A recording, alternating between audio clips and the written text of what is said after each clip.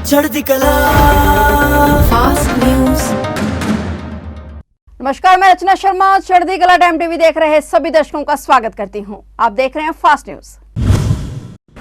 वारिस पंजाब के प्रमुख अमृतपाल सिंह और उसके सहयोगियों ने असम की डिब्रूगढ़ जेल में भूख हड़ताल शुरू कर दी है। उनकी यह भूख हड़ताल टेलीफोन तक पहुंच न होने और खाने की खराब गुणवत्ता को लेकर है। इन सभी को राष्ट्रीय सुरक्षा कानून के तहत डिब्रूगढ़ जेल में बंद किया गया है। यह जानकारी अमृतपाल की पत्नी किरणदीप कौर ने जेल में अपने पति से मुलाकात के बाद मीडिया को दी। अपने पति के साथ एकजुटता दिखाते हुए किरणदीप ने कहा कि उन्होंने भी भूख हड़ताल शुरू करने का फैसला किया है। रिपोर्ट के मुताबिक किरणदीप ने कहा कि वो हर हफ्ते अपने पति से मिलने के लिए अमृतसर से डिब्रूगढ़ जेल जाती हैं। मुलाकात के दौरान पता चला कि अमृतपाल समेत सभी सिख कैदी भूख हड़ताल पर हैं और उनकी हड़ताल के पीछे का एक कारण यह है कि पंजाब सरकार द्वारा इन्हें अपने अपने परिवारों से फोन पर संपर्क करने की अनुमति नहीं दी जा रही। वहीं डिब्रूगढ़ जेल प्रशासन ने अमृतपाल की भूख हड़ताल का खंडन किया है। उन्होंने कहा कि अमृतपाल और उसके साथी किसी तरह की भूख हड़ताल पर नहीं है।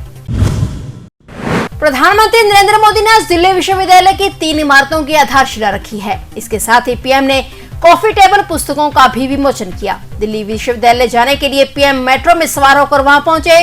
इस दौरान पीएम मोदी ने नए यात्रियों संग बातचीत भी की। दिल्ली विश्वविद्यालय पहुंचने पर प्रधानमंत्री ने विशेष रूप से टेक्निकल बिल्डिंग, कंप्यूटर सेंटर और अकादमिक ब्लॉक की आधारशिला रखी। 7 मंजिला ये इमारतें आधुनिक बुनियादी ढांचे से सुसज्जित होंगी। दिल्ली विश्वविद्यालय पहुंचने पर प्रधानमंत्री ने नेशनल इंस्टीट्यूट रैंकिंग फ्रेमवर्क में पहले स्थान पर और दूसरे स्थान पर रहने वाले Miranda House, Ramjas college, Kirorimal college के छात्रों द्वारा लगाई गई प्रदर्शनी का भी अवलोकन किया। यूनिफॉर्म सिविल कोड को लेकर देश भर में चल रही चर्चा के बाद कयास लगाया जा रहा है कि संसद के मॉनसून सत्र में यूसीसी संबंधित बिल पेश किया जा सकता है। मॉनसून सत्र 17 जुलाई से शुरू होने की बात कही जा रही है। सरकार इस मसले पर सभी स्टेक होल्डर से बातचीत के पक्ष में है। लॉ कमीशन ने भी लोगों से सुझाव मांगे हैं। इस बीच संसद की कानूनी मामले की एक स्थायी समिति ने भी 3 जुलाई को एक बैठक बुलाई है। इसमें सभी स्टेक होल्डर्स को बुलाया गया है। जाहिर है कि चुनावी साल में विपक्ष अपने मुद्दों पर सरकार को घेरने की कोशिश करेगा तो सरकार यूसीसी जैसे अहम विषय पर विपक्ष की कंफ्यूजन को दूर करने की कोशिश करेगी। बता दें कि देश की राजनीति में यूसीसी का मुद्दा गरमाया हुआ है। एक तरफ जहां प्रधानमंत्री मोदी ने कहा कि यूसीसी को लेकर लोगों को भड़काया जा रहा है, वहीं विपक्ष का कहना है कि यूसीसी का जिक्र करके देश के लोगों को असल मुद्दों से भटकाने की कोशिश की जा रही है। मोहाली वेस्ट पार्लियामेंट्री अवार्ड से सम्मानित वीर देविंदर सिंह का आज निधन हो गया। 74 साल के देविंदर सिंह पिछले कुछ दिनों से पीजीआई में भर्ती थे। आज सुबह 11 बजे उन्होंने आखिरी सांस ली। जानकारी के अनुसार 16 जून को कोमा के दौरान वीर देविंदर सिंह की फूड पाइप में कैंसर पाया गया था। उनकी तबीयत काफी खराब थी। उनका अंतिम संस्कार पटियाला में होगा। बता दें कि 2003 में वीर देविंदर सिंह पंजाब विधानसभा के उपाध्यक्ष थे। वीर देविंदर सिंह के निधन पर मुख्यमंत्री भगवंत मान ने भी दुख व्यक्त किया है। पंजाब पुलिस से बर्खास्त आईजी राजजीत सिंह को सुप्रीम कोर्ट से बड़ा झटका लगा है। जानकारी के अनुसार सुप्रीम कोर्ट ने पंजाब पुलिस के बर्खास्त आईजी राजजीत सिंह को राहत देने से इनकार कर दिया है। बर्खास्त अधिकारी ने सुप्रीम कोर्ट में दायर विशेष अनुमति पिटीशन के जरिए एसटीएफ द्वारा दर्ज मामले में की गई जांच सीबीआई या पंजाब से बाहर किसी अन्य राज्य की जांच एजेंसी को सौंपने की मांग की है। सुप्रीम कोर्ट ने राजजीत सिंह की सभी दलीलों को खारिज कर दिया और उन्हें पंजाब और हरियाणा हाईकोर्ट जाने को कहा और विशेष अनुमति याचिका भी खारिज कर दी। उल्लेखनीय कि राजजीत सिंह ने अपनी विशेष अनुमति याचिका में पूर्व डीजीपी सिद्धार्थ चट्टोपाध्याय के नेतृत्व वाली विशेष जांच टीम द्वारा वर्ष 2018 में हाईकोर्ट में सौंपी गई 4 रिपोर्टों को एक तरफा बताते हुए रद्द करने की मांग की थी। इन रिपोर्टों के आधार पर राजजीत सिंह को बर्खास्त कर दिया गया और नशीले पदार्थों की तस्करी के मामले में नामांकित किया गया।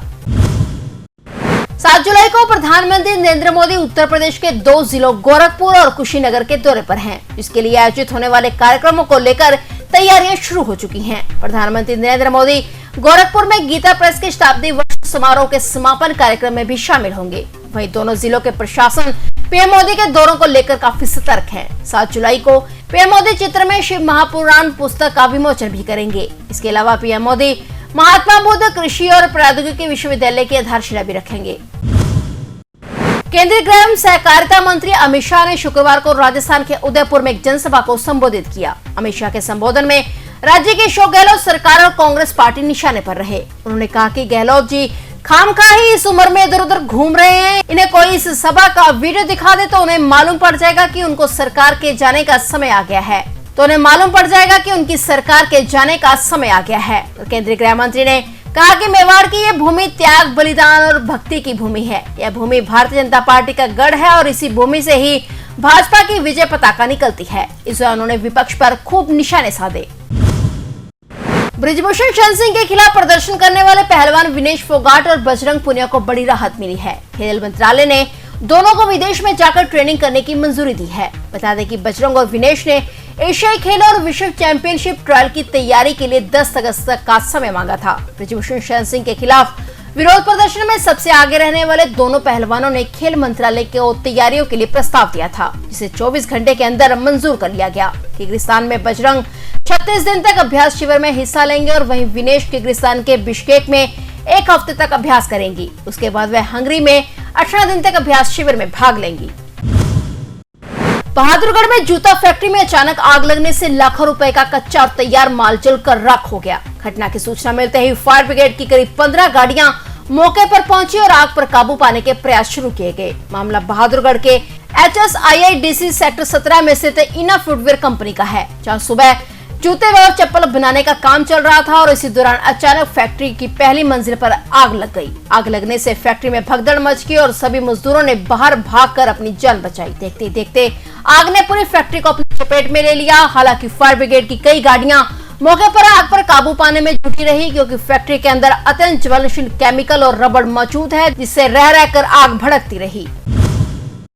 जम्मू कश्मीर के उधमपुर जिले में अमरनाथ यात्रियों के सुरक्षा काफिले में शामिल एक वाहन जम्मू श्रीनगर राष्ट्रीय राजमार्ग पर फिसलकर पलट गया, जिससे उसमें सवार एक पुलिस उपाध्यक्ष सहित 3 लोग घायल हो गए। अधिकारियों की जानकारी देते हुए बताया कि जम्मू कश्मीर के उपराज्यपाल मनोज सिन्हा ने सालाना अमरनाथ यात्रा के लिए तीर्थ यात्रियों के पहले जत्थे को सुबह जम्मू के भगवती नगर शिविर से रवाना किया था। इस जत्थे में करीब 3400 तीर्थयात्री शामिल हैं। उधमपुर के वरिष्ठ पुलिस अधीक्षक ने बताया कि सुरक्षा काफिला जम्मू से कश्मीर की ओर जा रहा था, तभी उसमें शामिल एक वाहन बालीनाला क्षेत्र में राजमार्ग से फिसलकर पलट गया। उन्होंने बताया कि हादसे में एक DSP से 3 लोग घायल हो गए हैं, जिन्हें अस्पताल में भर्ती कराया गया।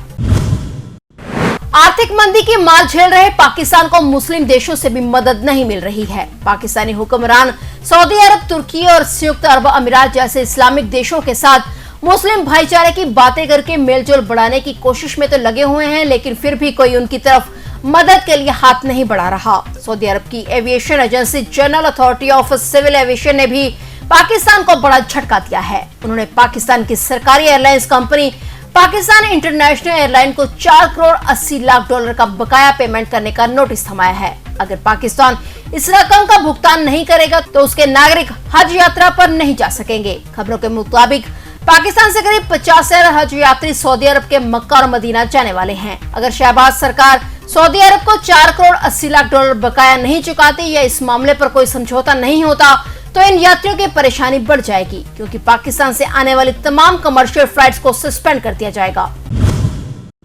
बिहार के नवादा जिले से बड़ी खबर सामने आई है, जहां वज्रपात यानी बिजली गिरने के कारण 3 युवकों की मौत हो गई, जबकि मौके पर मौजूद 4 युवक बुरी तरह से झुलस गए। इनमें से एक युवक को इलाज के लिए वारसलीगंज PSC में भर्ती कराया गया, जबकि गंभीर रूप से जख्मी 3 लोगों को पावापुरी विम्स रेफर किया गया है। मौके पर मौजूद लोगों ने बताया कि खेतों में बोरिंग का काम कराया जा रहा था, जिसमें देखने के लिए सभी खेत पे मौजूद थे। तभी अचानक जोरदार बारिश होने लगी और लोग पास के एक छोटे से मकान में छुप गए। बारिश के दौरान उसी मकान पर बिजली गिर गई, जिससे कई लोग इसकी चपेट में आ गए और मौत होने के बाद गांव में कोहराम मच गया।